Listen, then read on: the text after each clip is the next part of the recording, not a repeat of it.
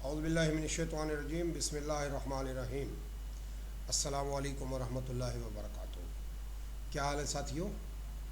हाजिर हूँ आपका दोस्त राव मोहम्मद इकबाल एक नए वीडियो के साथ। साथियों, इससे पहले मैंने यही वीडियो अपलोड की थी, लेकिन कुछ मसाइल थे, तो जिसकी वजह से मुझे ये वीडियो दोबारा बनानी पड़ी है। और मैं इसके लिए आप लोगों से बहुत माज़रत खा हूँ कि मैंने बग़ैर चेक किए अपलोड कर दी। तो साथियों, चलते हैं अपने टॉपिक की तरफ। इधर उधर की बातें बाद में होती रहेंगी। साथियों, आज जो टॉपिक मैंने आप लोगों के लिए चुना है वो है रेंज ब्रेकआउट का। साथियों, जैसा कि आप लोग जानते हैं कि मार्केट अपने किसी सपोर्ट या रेजिस्टेंस पॉइंट पे जाके कुछ ऐसा करती है। मिसाल के तौर पे मार्केट इस सपोर्ट पॉइंट से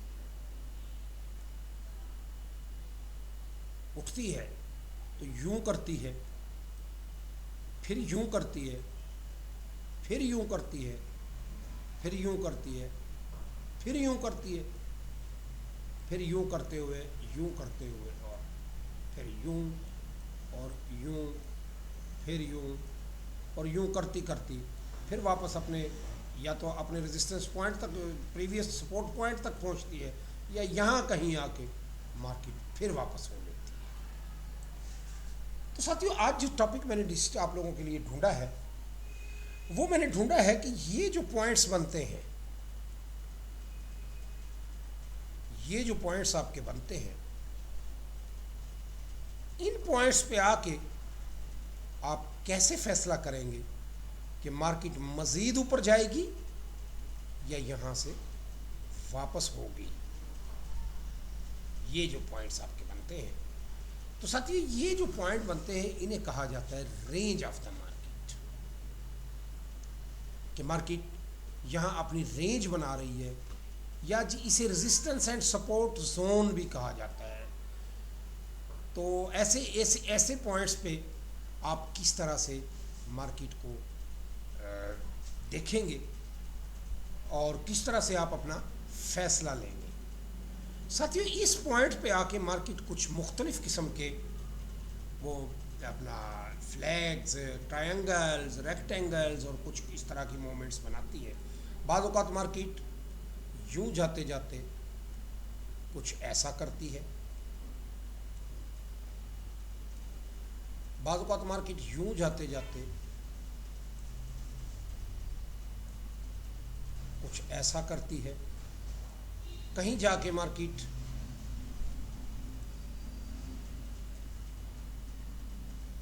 कुछ ऐसा भी करती है, और किसी मकाम पे आके मार्केट यूं भी करती है, और मार्केट कुछ इस तरह के भी पैटर्न बनाती है। तो ये मुख्तलिफ पैटर्न है जो हम आगे जाके इस पर डिस्कस करेंगे।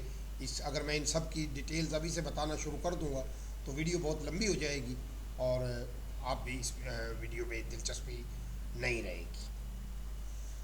आज जो टॉपिक मैंने इनमें से चुना है वो है ये वाला, जिसे रेक्टेंगल रेंज या एक सीधी रेंज, हॉरिजेंटल रेंज का नाम दिया जाता है। तो आइए साथियों, इस टॉपिक को आज अगर हम डिस्कस करें तो मैं कुछ ऐसा करता हुआ, फर्ज करें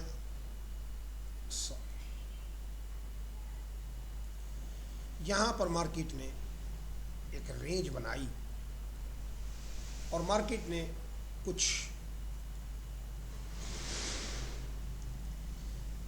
यहाँ से मार्केट यूं करती हुई आ रही थी,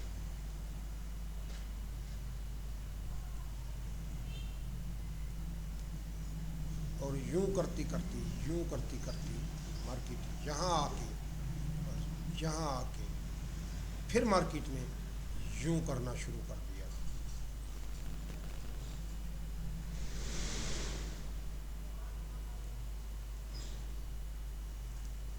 ये ज़रा जल्दी में छोटी बड़ी कैंडल्स बन जाएं तो मुझे माफ़ कीजिएगा। मैं सिर्फ आप लोगों को समझाने के लिए ऐसा कर रहा हूँ, क्योंकि मैं कोई ग्राफिक्स का एक्सपर्ट नहीं हूँ। बस जस्ट आप लोगों को समझाने के लिए मैं अभी ये वाइट बोर्ड पे इस किस्म की हरकतें करता हूँ। फिर क्या होता है कि मार्केट किसी एक मकाम पे आके कुछ यूं भी कर जाती है और फिर अगली ही कैंडल इसके साथ यूं वापस खुलती हुई और इससे नीचे उतर जाती है। बाज़ औक़ात मार्केट कुछ ऐसा भी कर देती है कि दोनों साइड से ही ऊपर नीचे हो जाती है, और बाज़ औक़ात मार्केट यहाँ से उठती हुई और यूं भी कर देती है, फिर यहाँ से वापस उठी और यूं भी कर देती है। अब आप यहाँ आके कैसे फैसला लेंगे कि मार्केट ने ये मूव बनाई, आपने बाय कर दिया, ये मूव बनाई, आपने सेल कर दिया, अब आप यहाँ आके फंस गए।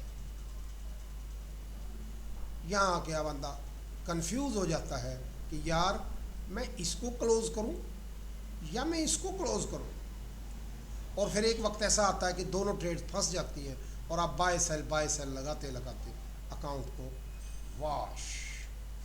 तो भाई इस चीज़ से बचने के लिए आज जो मैंने काफ़ी मेहनत के बाद एक स्ट्रेटेजी देखी है, एक चीज़ देखी है, जो मैं आप लोगों से शेयर करूँगा। साथियों, मार्केट जब किसी एक साइड पे आके फर्ज करें यहाँ से मार्केट आती माजरत यहाँ से मार्केट आते आते यूं आई और फिर मार्केट यूं हुई, तो समझ लीजिए आपकी सेल की ट्रेड आपकी यहाँ से बन गई। और अगर मार्केट यूं करती हुई यूं निकली और यूं आई, तो यहाँ से आपकी बाय की ट्रेड बनती। अब यहाँ पॉइंट नंबर 1 क्या है? पॉइंट नंबर 1 ये है कि आप उस कैंडल को देखेंगे जिसने रेंज को ब्रेक किया हो, और वो ये कैंडल। पॉइंट नंबर 1 कि आप एक ऐसी कैंडल तलाश करेंगे जिसने रेंज को ब्रेक किया हो। अब आपके पास फैसला करने का वक्त आ गया है। अगर आपकी कैंडल एक दिन की है तो आपके पास पूरे 24 घंटे हैं कि आप इस पे काम करें। 4 घंटे की है तो आपके पास 4 घंटे हैं। 1 घंटे की है तो आपके पास आगे 1 घंटा और है, कम से कम, ज़्यादा भी हो सकता है। और जितने टाइम फ्रेम की है उतनी ही कैंडल्स का आपके पास, उतने ही इंटरवल का आपके पास टाइम है। आपने देखना क्या है? फर्स्ट ऑफ ऑल आपने ये देखना है कि फर्ज करें इस कैंडल ने, फर्ज करें इस कैंडल ने मार्केट को यहाँ ब्रेक किया है, तो आप पे लाजिम है कि ये पॉइंट और ये पॉइंट, इसका स्पैन चेक करें, इसकी लेंथ चेक करें कि ये कितने पिप्स की है। फर्ज करें ये 100 पिप्स की है,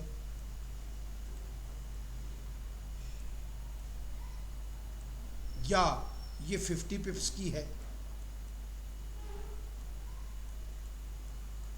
या ये ज़्यादा की है।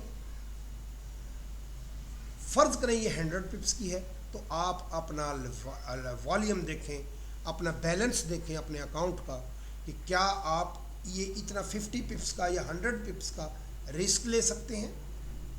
क्या आपका अकाउंट इस रिस्क को बेयर करता है, या जितना अकाउंट आप रिस्क पे रखना चाहते हैं 5%, 2%, 1%, 10%, जो भी आपकी स्ट्रेटजी है उसमें आप देखिएगा कि क्या आप इस रिस्क को बर्दाश्त कर पाते हैं। अगर 50 पिप्स का रिस्क लें तो आपका 0.01 के साथ $5 का रिस्क बनता है। 100 पिप्स के साथ आप लेते हैं तो आपका $10 का रिस्क बनता है। अब आपने फैसला ये लेना है कि क्या मेरा जो अकाउंट है वो इस रिस्क को बेयर कर सकता है। अगर ये इस आपका आपके आपके उस रिस्क बेयरिंग कैपेसिटी से ये कैंडल बड़ी है तो आप हरगिज ट्रेड ना लें। लेकिन अगर ये आपके रिस्क के अंदर आती है, मिसाल के तौर पे अगर मैं कुछ इस टाइप की कैंडल बनती है जो कि बहुत ही छोटी है, बड़ा थोड़ा सा आपका रिस्क बनता है, यहाँ आपका रिस्क बनता है, यहाँ आपका रिवार्ड, यहाँ आपकी ट्रेड बनती है, तो आप ऐसी ट्रेड ले सकते हैं।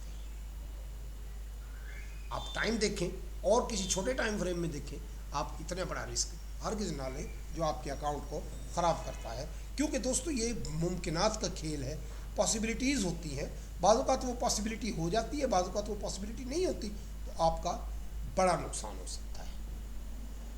आइए इसी चीज़ को, अच्छा दूसरे नंबर पे आपने क्या करना है कि जब अगली कैंडल इस कैंडल को ब्रेक करे तो आपने ट्रेड में एंटर होना है।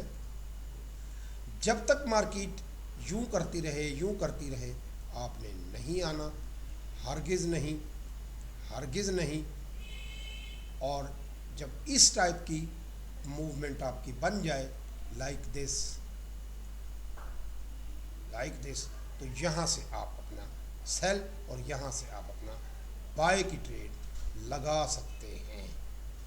आइए अब इसी चीज़ को हम चार्ट पे जाके डिस्कस करते हैं कि हमारे चार्ट पे क्या हो रहा है। साथियों आइए GBP USD का चार्ट मैं खोलता हूँ और ये टाइम फ्रेम मेरे पास खुला हुआ है H1 का। आइए सबसे पहले हम डे 1 से स्टार्ट लेते हैं कि हमारी कहाँ पे हमें रेंज मिल रही है। साथियों अगर मैं इस पॉइंट को डिस्कस करता हूँ या मैं इस पॉइंट को डिस्कस करता हूँ, फर्ज करें मेरी ये एक रेंज मुझे नजर आ रही थी। अब ये देखिएगा साथियों, यहाँ आके मार्केट कैंडल के अंदर कैंडल, बाय सेल, अगर इनको देखता हूँ मैं तो आप ये देखिएगा कि इस कैंडल को देखें, इस कैंडल को देखें, इस कैंडल को देखें, फिर इस कैंडल को देखें, फिर इसको देखें, और इन सारी कैंडल के बाद फिर यहाँ आके एक लंबा अरसा तक जंग चलती रही, बाय सेल, और आखिरकार मार्केट ने जब ये वाली कैंडल है जो फर्स्ट कैंडल जिसने रेंज को ब्रेक किया था, इससे ऊपर ये वाली कैंडल आ गई और अब आपका स्टॉप लॉस कहीं इस पॉइंट के ऊपर बन गया। आइए रियल चार्ट देखते हैं।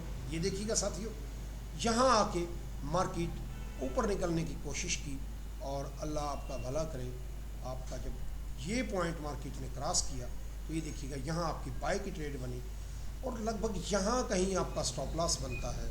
अगर मैं इसे देखूँ, बज़ाहिर ये रिस्की ट्रेड नज़र आ रही है, 178 पिप्स का आपका स्टॉप लॉस बनता है और लगभग 250 पिप्स के करीब आपको यहाँ ट्रेड मिल गई। आइए इस पॉइंट को डिस्कस करते हैं साथियों। ये देखिएगा यहाँ पे मार्केट ने एक रेंज बनाना शुरू की, कैंडल के अंदर कैंडल और आखिरकार इस कैंडल ने मार्केट को ब्रेक किया। अब यहाँ आप देखिएगा कि आपका स्टॉप लॉस बिल्कुल छोटा यानी इस पॉइंट पे बनता है और आपकी ट्रेड कोई लगभग इस पॉइंट से बनती है। अब देखिए यहाँ आपका रिस्क तकरीबन 150 पिप्स, और अगर इस पॉइंट तक ही आप आते हैं तो 400 पिप्स का आपका रिवार्ड आ गया। आइए साथियों अब हम 1 घंटे के टाइम फ्रेम में कुछ ऐसी ही अपॉर्चुनिटीज़ तलाश करने की कोशिश करते हैं। मैं मार्केट को रैंडमली आगे कर लेता हूँ। आइए साथियों अब देखते हैं, हम ज़रा इसको ऐसे बैक करते हुए आते हैं और ये पॉइंट हम डिस्कस करते हैं। ये देखिए कि यहाँ कुछ ऐसा मामला हो रहा है कि रेंज आपकी बन रही है। ये देखिएगा ये आपका रेंज, यहाँ आप देखिएगा कि जितनी भी कैंडल्स इस रेंज से ऊपर क्लोज हुई हैं, अगली कैंडल फिर नीचे उतर आई है, और इस तरह करते करते आखिरकार मार्केट ने इस वाली कैंडल ने रेंज से नीचे आपका ब्रेकआउट दे दिया। अब पॉइंट नंबर 1 क्या है कि हमने सबसे पहले ये देखना है कि इस कैंडल का स्पैन कितना है, यानी इस कैंडल का आपका कितना वॉल्यूम है, कितने पिप्स इस कैंडल ने जनरेट किए और उसके बाद ब्रेकआउट दिया। तो ये दोस्तों साथियों सिर्फ 29 पिप्स आपको आपका स्टॉप लॉस बनता है। चले हम इसको 30 पिप्स ले लेते हैं, और फिर देखिएगा साथियों, अब इसको अगर मैं आगे चलाता हूँ, ये देखिएगा साथियों, ये अब आप इसको सिर्फ यहाँ तक अगर लेते हैं तो 136, यानी 30 पिप्स के रिस्क पे आपका 136 तकरीबन आपका 1 इंटू 4 1 इंटू 5 का रिवार्ड यहाँ तक बन गया। लेकिन मार्केट यहाँ देखिएगा, यहाँ आके मार्केट फिर रिवर्स हुई है। आइए और छोटे टाइम फ्रेम में चलते हैं, हम आप डिस्कस करते हैं सिर्फ 5 मिनट का टाइम फ्रेम। 5 मिनट के टाइम फ्रेम में हम कोई ऐसा एरिया देखते हैं जहाँ रेक्टेंगल आपको बनती हुई नज़र आ रही हो। आइए साथियों,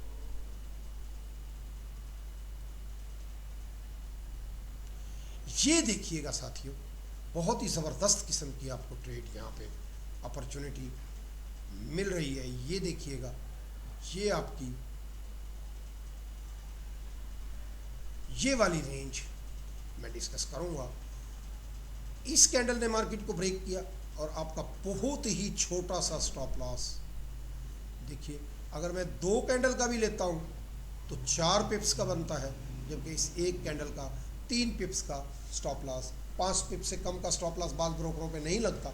चले हम 5 पिप्स का स्टॉप लॉस ले लेते हैं, और फिर इसके बाद आप देखिएगा कि चले इस फर्स्ट रेंज जो यहाँ आके बनी है तकरीबन 23 पिप्स, और अगर आप हायर हाई और हायर लो वाली मेरी वीडियो देखें स्विंग ट्रेडिंग वाली, तो उससे अगर आप इसको फॉलो करेंगे तो लगभग ये यहाँ तक कोई आपका 72 पिप्स की आपको ट्रेड मिल रही है। साथियों, जितने बड़े टाइम फ्रेम में आप काम करेंगे आपका रिस्क भी उतना ही बड़ा होगा, और जितने छोटे टाइम फ्रेम में आप काम करेंगे आपका रिवार्ड भी, आपका रिस्क भी कम होगा, रिवार्ड भी कम होगा। अपने अकाउंट की बैलेंस और इक्विटी के हिसाब से आप ट्रेड कीजिएगा।